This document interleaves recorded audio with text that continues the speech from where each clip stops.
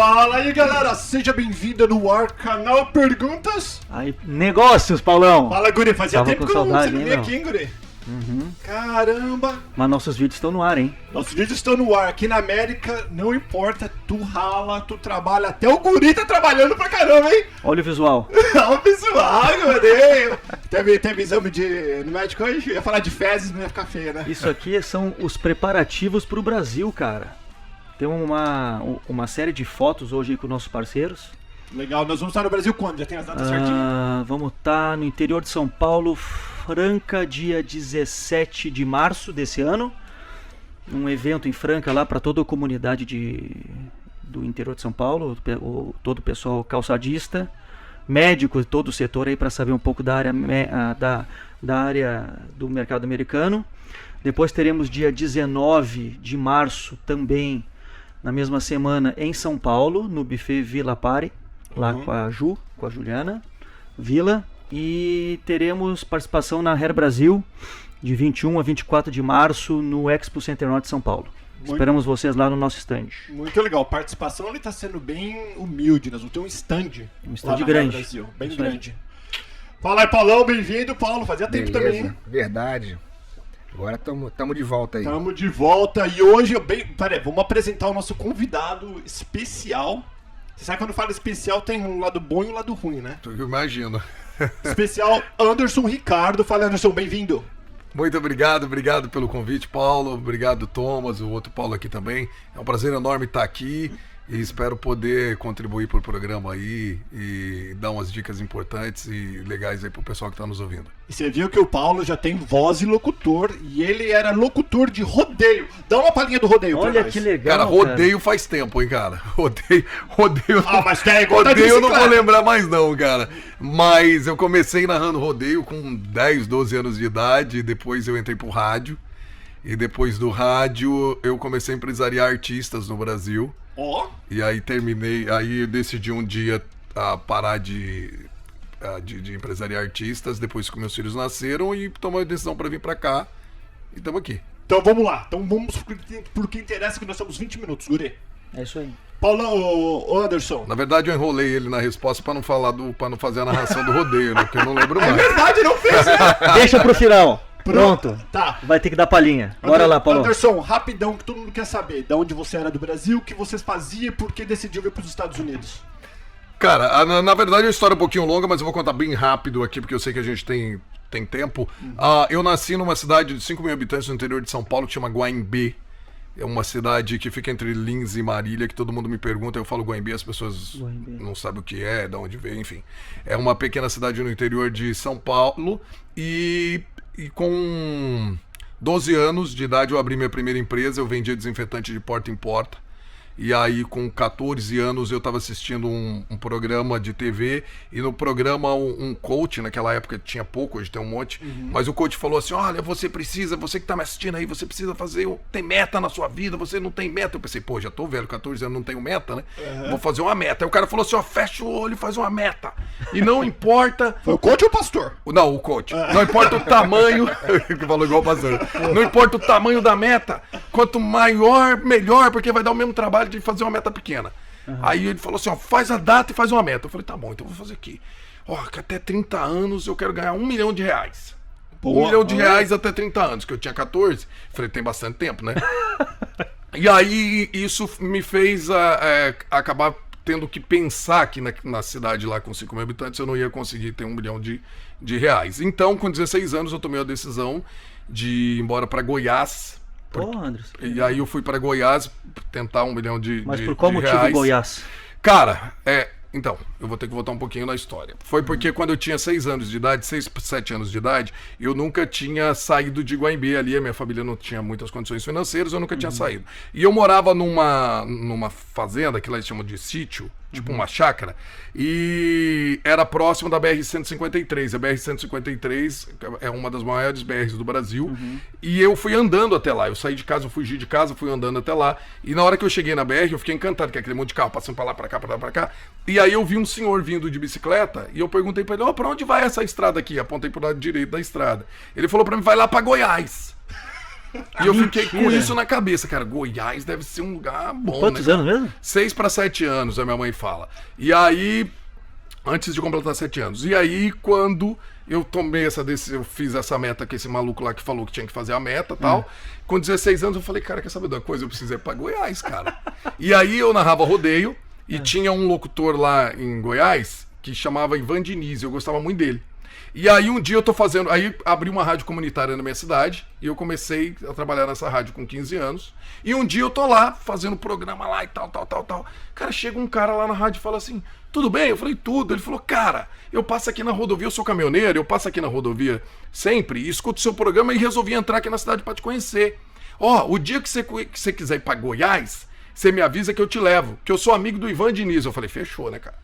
O cara é amigo do Ivan Diniz Que legal, e mora em que Goiás. história, Eu falei, cara, cara. um dia eu vou querer ir com você pra lá. Mas aí eu estudava, tal, já tinha meus negócios lá, morava com a minha avó. E um belo dia eu tô saindo da rádio, andando a pé pra ir pra escola. Que eu terminava o programa 10 para 7 e tinha que estar nas 7 horas na escola. E aí eu pensei, falei, cara, eu acho que eu tenho que mudar de vida, cara. Esse negócio aqui, pequenininho assim, eu não vou conseguir 1 milhão, não sei o que e tal. E aí eu vi o caminhão desse caminhoneiro parado. Ele tinha um adesivo atrás, assim, escrito bem grande, alô, meu povo. E aí eu falei, cara, quer saber de uma coisa? Eu vou ver se esse cara tá aqui. Bati lá no caminhão, ele tava dormindo lá dentro. Aí eu falei, ô Mário, ele chamava Mário. Eu falei, ô Mário, chamava porque morreu, depois eu conto a história. Aí eu falei, ô Mário, que dia que você vai pra Goiás? Ele falou, cara, eu vou amanhã, meio-dia, você não quer ir comigo, não? Eu falei, cara, deixa eu ver primeiro aqui, é 7 horas da noite, amanhã é meio-dia, eu tenho que ver como é que eu vou fazer, né? Dinheiro e tal, pra ficar... A decisão em 24 horas, cara, e menos de 24 horas. Aí eu fui, conversei com a minha avó, liguei pra minha mãe, e tinha um tio que nesse momento eu tava com pouco contato com ele, e eu lembrei que esse tio morava em Goiás. Aí eu falei, já sei, né? Eu ligo pra esse tio, falo que eu vou ficar lá 2 semanas, mas na verdade eu já tava com o propósito de ficar lá, não voltar mais. Mas como é que eu ligava pro tio, que fazia tempos que eu não falava com ele, falava que ia ficar lá na casa dele, porque eu tava pensando em ficar lá. Aí liguei pra ele, marquei 2 semanas e tal, fui. Cara, aí no outro dia, meio-dia, eu tava lá, na porta do caminhão dele, entrei com ele, fui. Esse cara, ele me ajudou muito, ele acompanhou bastante a minha história e em 2010 ele faleceu. Mas essa história que eu tô contando foi em 2000. E aí, no caminho, ele falava, cara, o que você vai fazer em Goiás? Eu falava, cara, vou lá ganhar R$1 milhão. Aí ele falava assim, cara, você sabia que dá pra comprar uma frota desse caminhão aqui por R$1 milhão? Eu falei, cara, quanto dá pra comprar? Eu não sei não, eu só sei que eu coloquei R$1 milhão, que o cara falou que tinha que ser... Meta. Beleza, aí, resumindo a história, cheguei lá em Goiás, ia pra ficar 2 semanas na casa do meu tio, já tava 2 meses, e meu tio já começou a olhar, e agora e tal, e aí eu tinha escola lá, e parei a escola, que eu tava cursando o 2º ano do ensino médio, e aí foi quando eu arrumei um emprego, eu consegui arrumar um emprego num bingo. Eu narrava as bolas, sabe? Ficava falando 2, 8, 6. Cara, na primeira semana que eu tava no bingo, a Polícia Federal foi lá e fechou o bingo. E aí. Peraí, inédito. Narrador de bolas dos Estados Unidos aqui no canal Perguntas, hein? Aí o que aconteceu? Aí, um belo dia, eu perdi o emprego e comecei a procurar emprego lá nas rádios e tal. Aí minha avó mandou meu pai me buscar. Aí quando meu pai chegou lá, eu convenci ele, eu falei assim, ô pai, deixa eu te falar um negócio, essa cidade aqui, porque ela é uma cidade já maior, né, do que Guaimbê, e a primeira vez que eu fui em cinema foi lá, com 18 anos. Aí eu falei, pai, essa cidade aqui tem até cinema, cara, que é muito legal, não vou voltar não. Ele falou assim, ó, então eu vou te dar 2 semanas. Se em 2 semanas você não arrumar um emprego, eu vou ter que levar você de volta pra lá, e você vai voltar pra lá, pra Guaimbê, não sei o que tal. Eu falei, pô, é tudo ou nada, né? E comecei a procurar trabalho ali. Eu tava ajudando meu tio lá, trabalhando pra poder ficar ali, que ele tinha uma oficina. Aí um belo dia, meu pai falou assim pra mim, Anderson, eu escutei aqui na rádio aqui, meu pai tinha uma Belina, sabe aquela Belina 2? Aí meu pai falou assim, ó, tem uma cidade aqui perto que chama Santa Helena de Goiás, que é 60 quilômetros daqui, e tem uma rádio lá. Cara, nós vamos lá. Se você não conseguir emprego lá, você promete que a gente vai voltar e vamos largar a mão desse negócio de sonho, desse negócio desse maluco aí, desse cara que você ouviu, que tem que ganhar R$1 milhão, não sei o quê. Falei, beleza. Falei, minha última chance. Aí nós fomos, eu tinha R$10, ele tinha R$10, dava pra ir e voltar e não podia comer nada lá. Porque senão não tinha o dia pra voltar. Caraca. Então a gente foi rapidinho e tal. Cheguei lá, perguntei onde era a rádio, eu não sabia nem onde era a rádio, porque nessa época de outubro de 2000 não tinha internet ainda. E aí me falaram onde era a rádio, cheguei lá. Quando eu cheguei lá, eu contava a mesma história, né? Eu trabalhava na rádio pequenininha, comunitária, mas eu falava assim, não, porque eu sou locutor de uma rádio em São Paulo. Eu não explicava como é que era, né? Aí a recepcionista lá pegou e falou, não, eu vou chamar o gerente aqui. Aí chamou o gerente veio e falou pra mim, cara, Você não vai acreditar. Hoje de manhã, o locutor sertanejo, que eu fazia programa sertanejo, ele pediu as contas. Puta. Então, eu vou fazer um teste com você. Beleza, aí fez um teste lá e tal. Aí ele chamou o dono da rádio. Aí veio o dono da rádio. O dono da rádio me chamou lá no estúdio e falou assim, ó, é o seguinte, esse menino aqui, o Kênio, que era o menino que gravava lá. O Mesa lá. O Mesa. Operador. O operador. Aí ele falou, ele vai abrir o microfone e eu quero que você fale uma frase, porque chega aqui um monte de locutor com voz boa. Tô vendo que a sua voz é grossa, tal, é boa, só que eu não quero voz boa aqui, eu quero um cara criativo. Então é o seguinte, ele vai abrir o microfone aqui e você vai falar uma frase. Se eu achar que essa frase é criativa, o emprego é seu. Ó. Falei, vixe, e agora, hein, cara? É a E última aí? oportunidade. E aí, Aí ele foi, ó. Aí ele foi e falou assim, ó, vou contar até 3, ele vai abrir o microfone e você vai falar a frase. Aí eu dei uma pensada e lembrei de uma frase que eu falava no rodeio. Aí ele falou, ó, 1, 2, 3, aí eu falei, sapateia, mulher feia, esfrega a bunda na areia que eu quero ver a coisa vermelha. Assim? Cara, ficou aquele silêncio assim, meu pai baixou a cabeça e pensou, lascou, né, cara? Já era. De repente, esse velho começa a bater palma e fala assim, contrata, Gilberto, contrata, eu nunca vi tanta criatividade num menino só. Aí me contratou. Aí eu comecei a trabalhar, comecei na rádio da meia-noite às 5 da manhã. Logo depois eu consegui 2 horários sertanejos bons na rádio. Perfeito. Que é pra E aí pegar... as coisas começaram a andar. Só que aí quando eu saí da rádio, quando eu fiz a reunião com o gerente falou assim, ó, era uma quinta-feira, ele falou, segunda-feira, às 5 da manhã eu preciso de você aqui, porque vai ser o seu primeiro programa às 5 horas da manhã e tal. Aí eu falei, apertei a mão do cara e falei, beleza, segunda-feira eu tô aqui. Quando eu saí, meu pai falou assim, e eu sou um cara muito religioso, eu acredito muito em Deus e tal. E aí, durante esse tempo que o cara tava mandando eu falar a frase, eu fiz uma oração e tal, e Deus mandou essa frase pra mim, eu falei essa frase. Aí, na hora que eu tô saindo da rádio, meu pai fala assim, Anderson, você é muito louco, cara. Você apertou a mão do cara aí e falou que vai estar aqui segunda-feira. Eu falei, pai, peraí, ó, Deus tá fazendo o papel dele, já arrumou emprego, agora... Ele já arrumou o dia da gente vir pra cá. Agora, do caminho que nós vamos fazer até a rodoviária, ele vai achar uma casa, porque não precisava de uma casa. Como é que a gente ia chegar e ia morar onde? Não dava pra morar na Belina. Sem dinheiro. E sem dinheiro. E aí a gente foi rápido, porque se perdesse o ônibus, a gente ia ter que dormir lá na rodoviária, porque não tinha, só no outro dia o último ônibus. E aí, no caminho, eu vi uma casa assim, que tava com uma plaquinha aluga-se.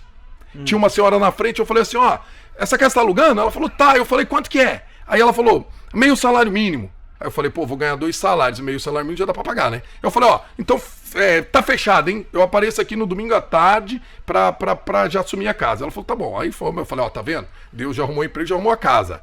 Agora, no caminho daqui até lá na casa até em Rio Verde, ele vai nos falar como que a gente vai pagar isso tudo. Porque tinha que pagar a primeira casa, tinha que ir pra comer, eu ia demorar 30 dias e tal. Tá, cara, no caminho eu comecei a falar assim pro meu pai, ô pai, o que você tem pra vender?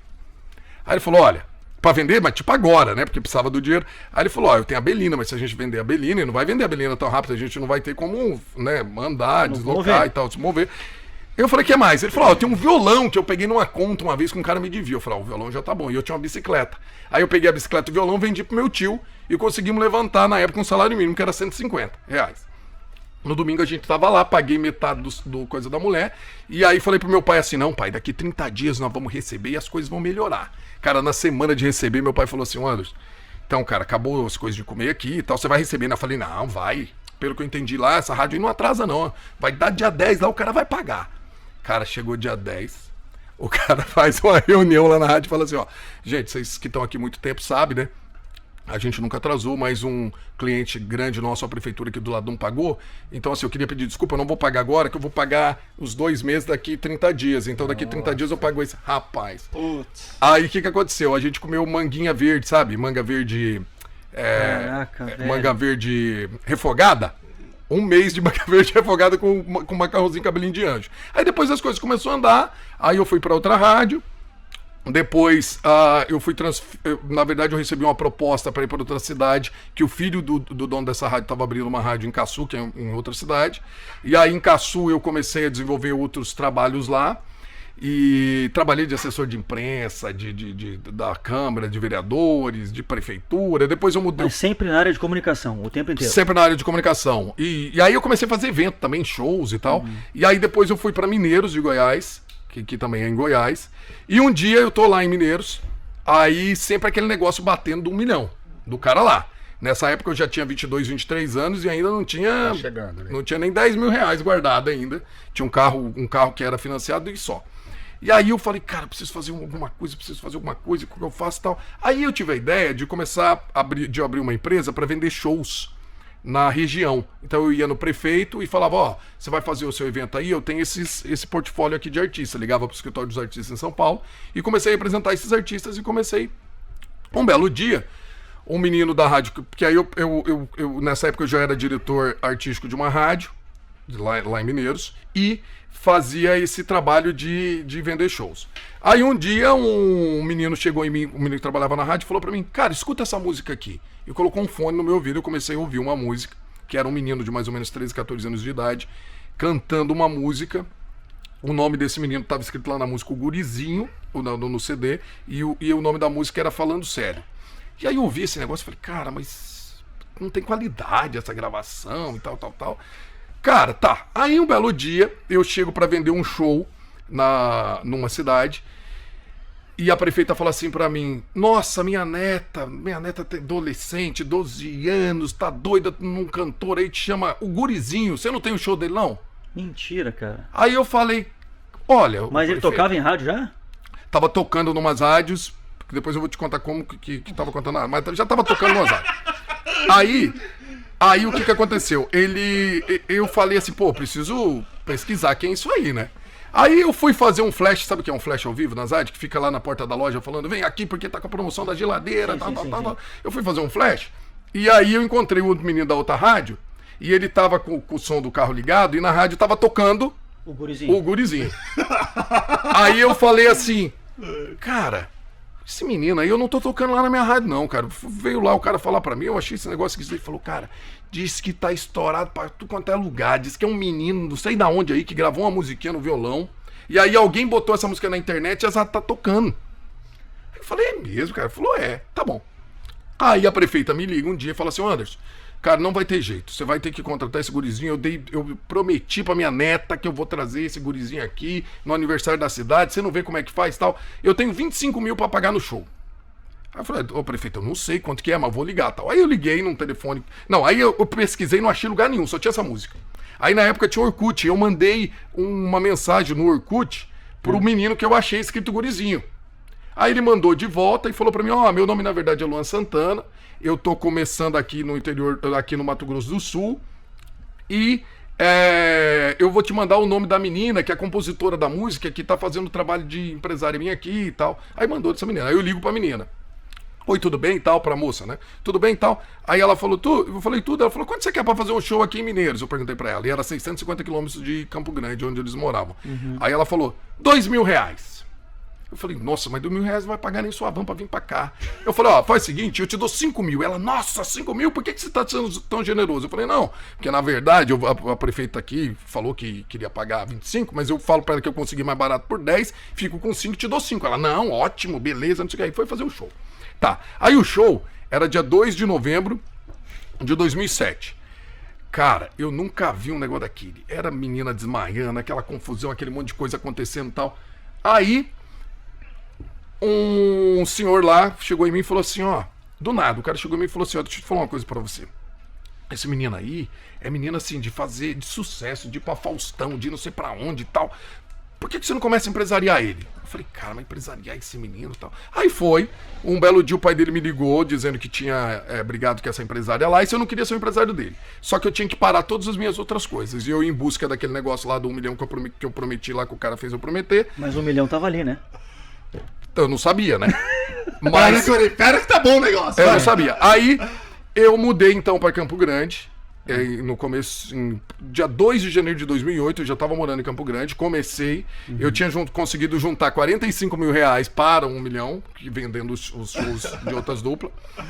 Aí eu chego lá, o pai dele fala assim para mim, então, porque eu já coloquei um dinheiro aqui, você tem que colocar o outro dinheiro agora, eu te dou 50% da carreira dele, mas você precisa colocar, acho que R$20 mil.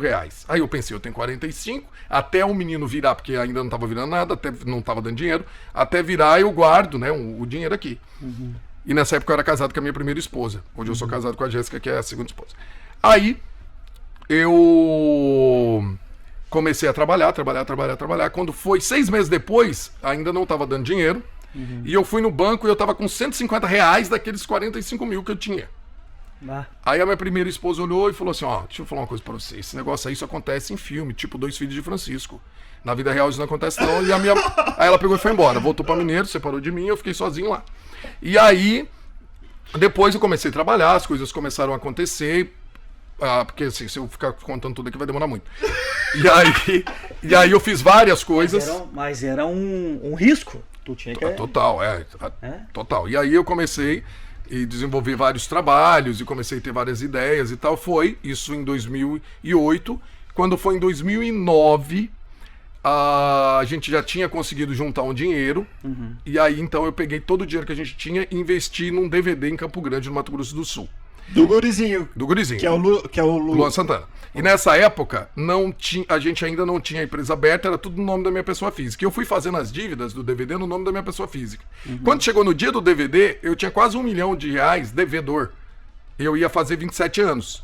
E eu tinha, em algum momento eu tinha pensado que em 27 anos eu já ia ter 1 milhão, porque eu falei, não, 30 é muito, eu baixei para 27. Aí quando eu cheguei em 27, eu tinha 1 milhão de dívida e não 1 milhão positivo, tinha 1 milhão negativo. Mas eu falei, não, mas vai fazer esse DVD aí vai explodir, né? E aí eu vou pagar as contas e vou conseguir ter esse 1 milhão aí que eu tô buscando. Cara, no dia do DVD dá uma chuva naquele Campo Grande. Mais uma chuva que Deus mandava. Barbaridade. Aí chegou o diretor lá do DVD e falou pra mim, Anderson, não vai dar pra gravar o DVD, cara.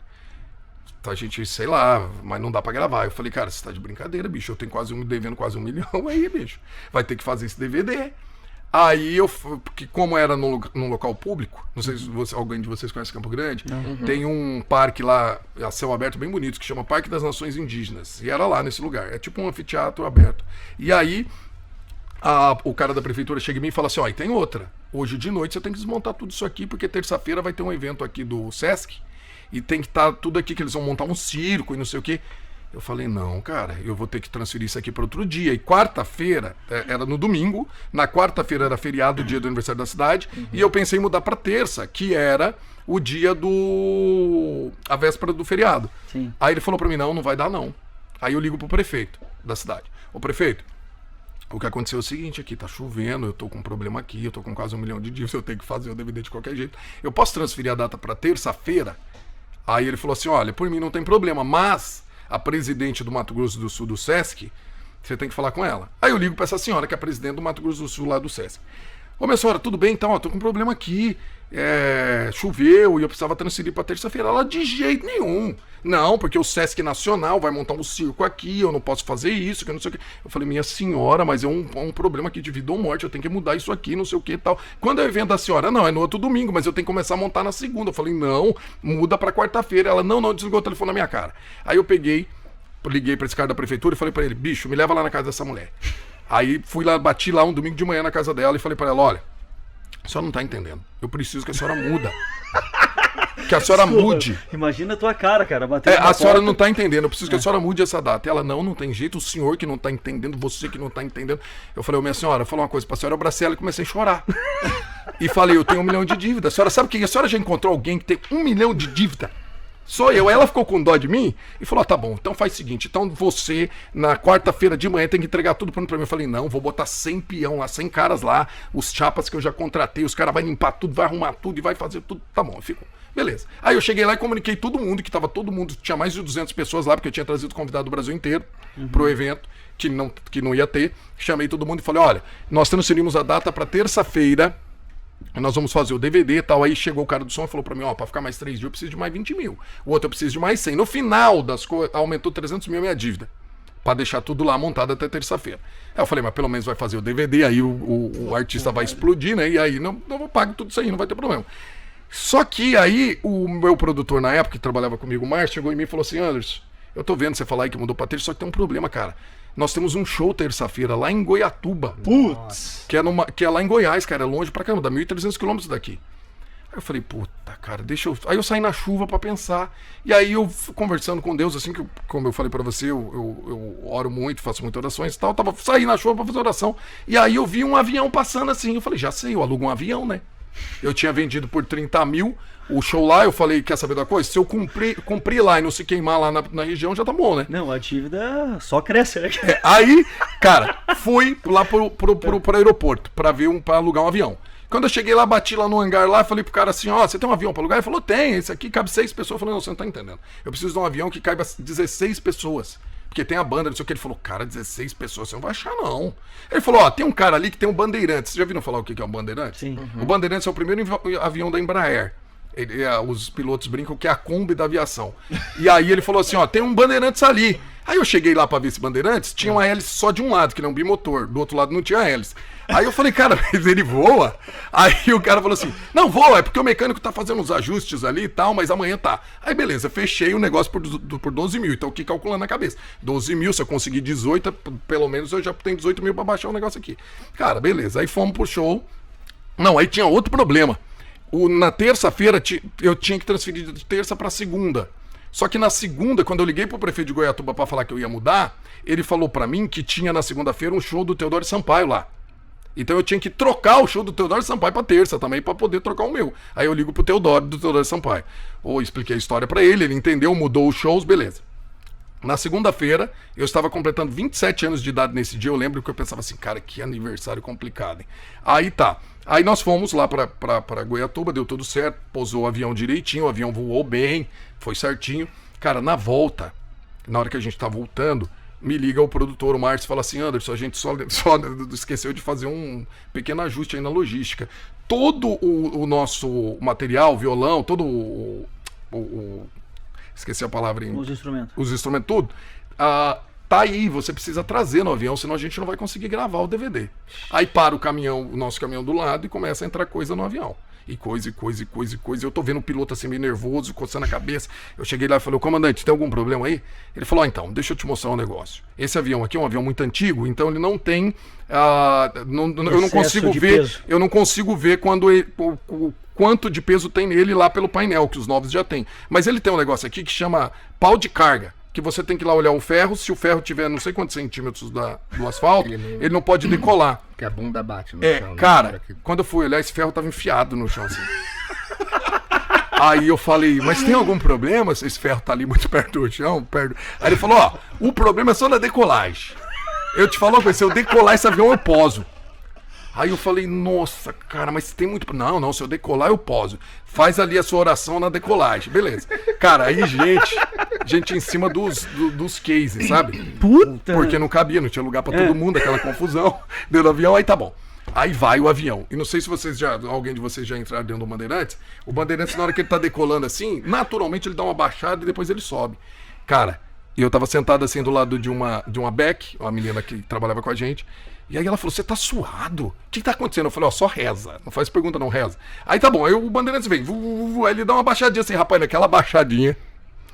Eu dei uma apertada na mão dela e o avião foi. Aí foi direitinho, pousou.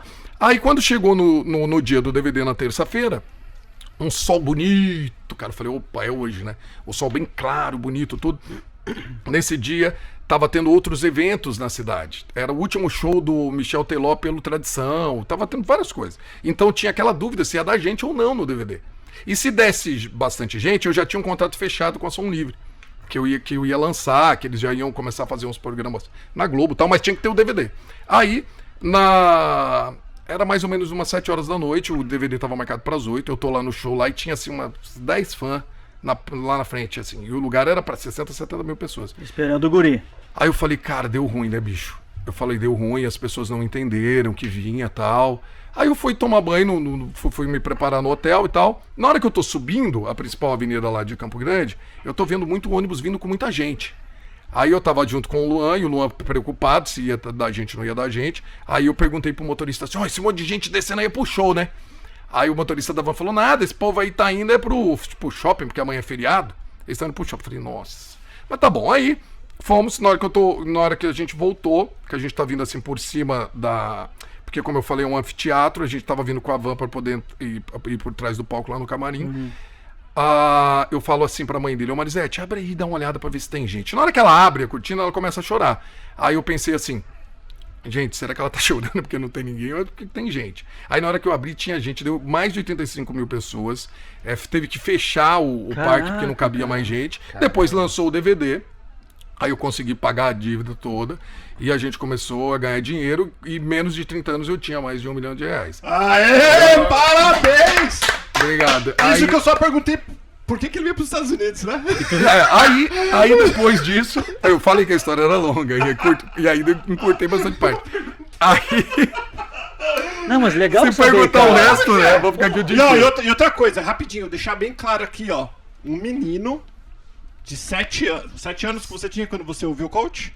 Não, 14. 14. 7 eu fui lá ver 6 anos, a placa. 6 anos placa. que é A pra Que o placa. cara pra falou que era Goiás. pra lá. 14 anos, menino do mato, bicho do mato, lá.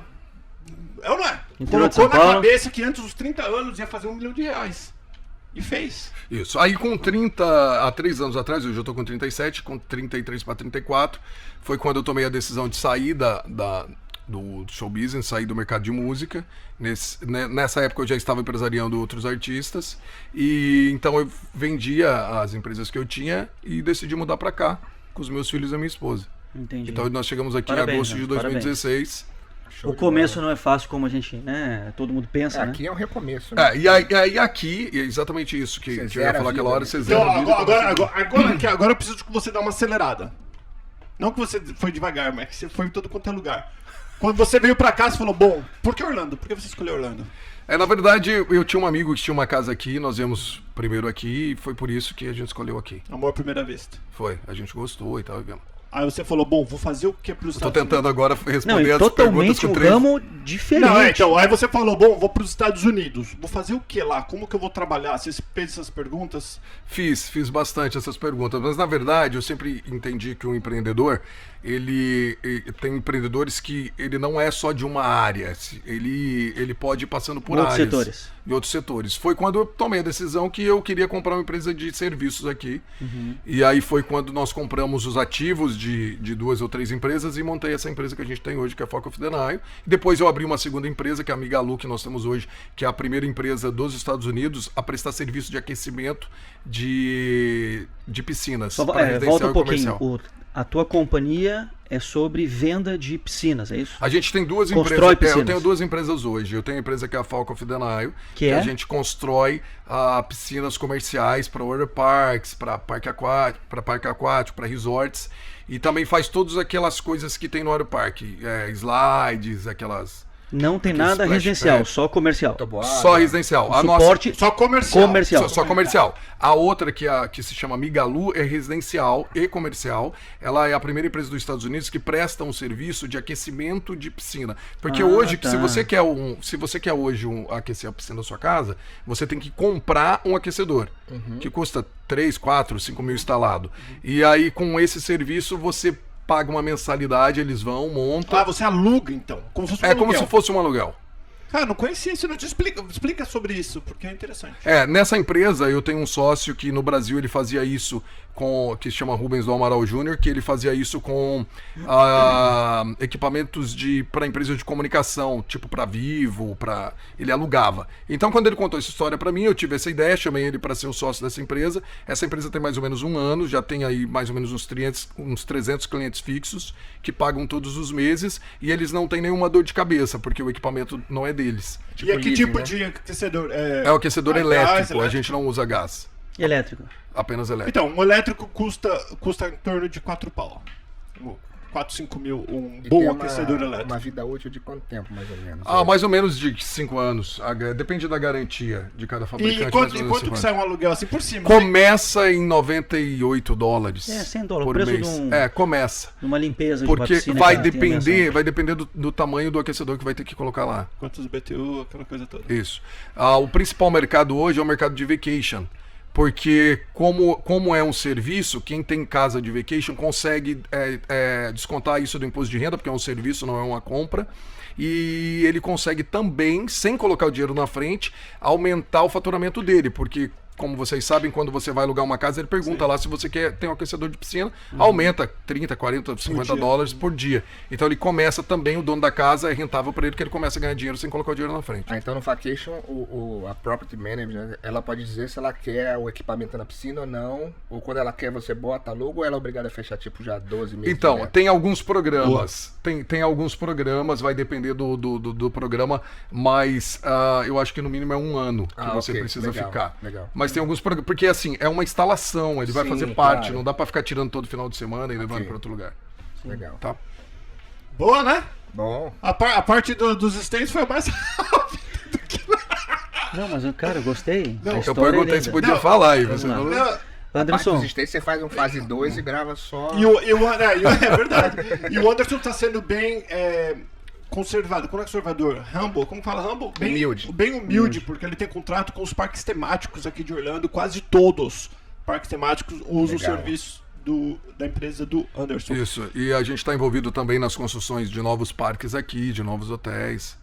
E a nossa empresa, ela está evoluindo muito nos últimos meses, porque a gente começou uma transição para que o principal produto da empresa, de faturamento da empresa, seja a construção e não mais os pequenos serviços. Agora, deixa eu voltar um pouquinho. Tá, você é um vendedor nato. Você nasceu, você tem isso, ninguém... É um dom de Deus. Óbvio. Então, quem vende nunca vai ficar pobre. Isso é fato. Quem sabe vender não fica pobre. Por que você escolheu construção, velho? Piscina? Por que não foi vender alguma coisa mais divertida? Não, porque vender piscina comercial ainda nos Estados Unidos. É porque eu tenho um plano assim de construir, porque eu não consegui fazer isso na música. Você não consegue construir como que eu vou te dizer, a longo prazo, os projetos de você dependendo de uma pessoa que é um ser humano. Ela pode amanhã falar que não quer mais cantar, pode amanhã... há quanto tempo tem a companhia aqui já? Aqui, então, quando a gente comprou os ativos dessa companhia, ela já tinha 15 anos, ela vai fazer 20 anos agora. Ela nasceu em 2000, eu comprei em 2016. E ela já cuidava desses parques temáticos? Não, ela não fazia, porque não? ela não tinha esse tipo de licença, porque há 1 ano atrás eu fiz uma parceria com o Léo, que é um contractor hoje nosso, que ele trabalha na empresa, ele é o diretor de operações da empresa. Na verdade, eu fiz uma parceria com ele, e ele tinha a licença que dava para construir, porque a licença que a gente tinha antes não construía. Então a gente começou a construir um pouco menos de 1 ano atrás. A gente fazia vários reparos grandes, participavam de algumas construções, instalando os equipamentos e sistema de filtragem, mas a gente não construía como a gente constrói hoje. É como tu falou, desculpa, é como tu falou, Paulo, do relacionamento, o cara é nato, gosta de vender, papapá. Como é que tu conseguiu entrar nos parques temáticos, que é uma coisa difícil de tu ter uma estrutura... Sendo brasileiro, ou não sei como é que é a tua estrutura aqui, né? Respondendo a pergunta do Paulo, essa questão me desafiou bastante, sabe? Porque eu pensei, é um negócio que dá para crescer. Porque, na verdade, a empresa já prestava serviço para alguns parques aquáticos, para alguns resorts aqui há mais de 13 anos. Mas hoje, nesse 1 ano para cá, a gente conseguiu ter clientes que a gente não tinha ainda. E os nossos principais clientes hoje são grandes corporações, grandes construtoras que subcontratam a gente para fazer a parte de piscina, a parte de água, tudo isso. Hoje eu tenho um departamento de vendas muito forte, que é comandado por um americano, pelo Michael, que tem muita experiência com venda local. Eu acho que isso fez muita diferença. Isso fez muita diferença, mas assim, nesses 3 anos e meio que eu tô aqui, eu apanhei muito, cara, mais do que uma mulher de malandro, bastante. Imagina. Muita coisa assim que você tem que aprender, muita coisa que você imagina que você sabia, porque como o Paulo aqui falou, como você aqui tem que recomeçar, porque no Brasil, tudo isso que eu contei pra vocês foi a minha fase de começo no Brasil. E você tem que ir passando de nível pós-nível, né? E quando você chega aqui, sei lá, a grande parte disso que você aprendeu não dá para ser aplicado aqui. Então você precisa aprender de novo. Então a pessoa que está pensando em vir para cá e recomeçar a vida tem que pensar nisso, que ele vai recomeçar a vida aqui. Sim. Qual foi e o ele maior vai aprender desafio? de novo. Não tô falando só no business. Nos Estados Unidos, qual foi que dia que você parou e falou, putz... Cara, entender as regras locais aqui. Regra o quê? Lei? As leis locais e como as coisas funcionam. Por exemplo, eu tinha um plano de faturamento muito maior do que eu tenho hoje, porque eu descobri que existe algumas como que eu vou dizer, algumas formas aqui, algumas leis que você, principalmente na área de construção, quem é da área de construção sabe, que você precisa tem uma coisa que eu descobri recentemente, que é um tal de... eu esqueci. Bond capacity, que é a sua capacidade de bond, porque cada obra dessa grande você precisa fazer um seguro. Que é um bond. Se a sua empresa não tiver essa capacity bond, você começa a travar por ali. Então você tem que entendendo todo o sistema. Por exemplo, a leis trabalhista aqui na Flórida não tem leis trabalhistas, então você acaba indo para a justiça comum. Se você não entender isso, você vai ver um ex-funcionário seu com a carinha dele aí na rodovia, escrito ganhei não sei quanto. Sabe que você vê esse monte de propaganda aí? Porque você não sabia como as coisas aconteciam aqui. Então o meu maior desafio foi entender como as coisas acontecem aqui. O meu maior desafio também, porque no Brasil você acaba contratando financeiros que ele acaba tendo uma abrangência maior dentro da sua empresa do que tem aqui. Então aqui também eu tive que aprender a parte financeira, que é uma coisa que eu não gostava muito, é uma coisa que era um dos meus pontos fracos, então eu tive que aprender isso aqui também. Muito legal. Infelizmente o nosso tempo já estourou, mas com certeza eu vou chamar você novamente aqui. Obrigado. E desculpa aí pela história toda que mas acabou. Você é um ótimo contador de história e é interessante. Na verdade eu fico bem, emocionado e feliz de ver um menino que saiu do nada, como você falou, veio de família bem humilde. Obrigado. Né, que colocou um foco, porque o que a gente fala aqui, o Paulo fala, o Thomas fala, isso daqui, ó, para as pessoas assistirem, é para dar o quê? Ânimo, para ele assistir e falar, caramba, se o Anderson pode, eu também posso. Não. Esse é o objetivo dos E outra, que a gente Paulo, faz. o Anderson, claro que passou por todos os ramos da área de comunicação, mas vindo para cá, tu veio para um setor de piscinas que o Flórida, 90%, estou falando um número até humilde, acho que quase 100%, tem piscina. Rede hoteleira, tá sempre calor, tu tá investindo num ramo realmente que todo mundo gosta, necessita. E é bem competitivo também. É muito Não, competitivo. Mas por outro lado, o que tá subindo de hotel aqui É impressionante. Tem muito mercado para impressionante. Vamos fazer o seguinte, nós vamos trazer o Anderson novamente só para falar de business, sem Fechou. falar mais de Brasil, vamos falar de só aqui dos Brasil. Estados Unidos, tá bom. Anderson, muitíssimo obrigado. Obrigado, gente. A gente vai deixar as Bastidores. informações tuas aqui na descrição, se alguém precisar. Se você está assistindo e quer montar uma piscina comercial, tem um hotel ou um resort, alguma coisa, a gente vai deixar. Ou alugar um aquecedor também. Ou alugar aquecedor também, é verdade. Que isso é novidade pra mim, eu vou procurar saber mais a respeito na hora que a gente terminar aqui. Valeu, galera. Valeu, obrigado. Um abraço, Valeu. gente. Até a próxima. Tchau, tchau.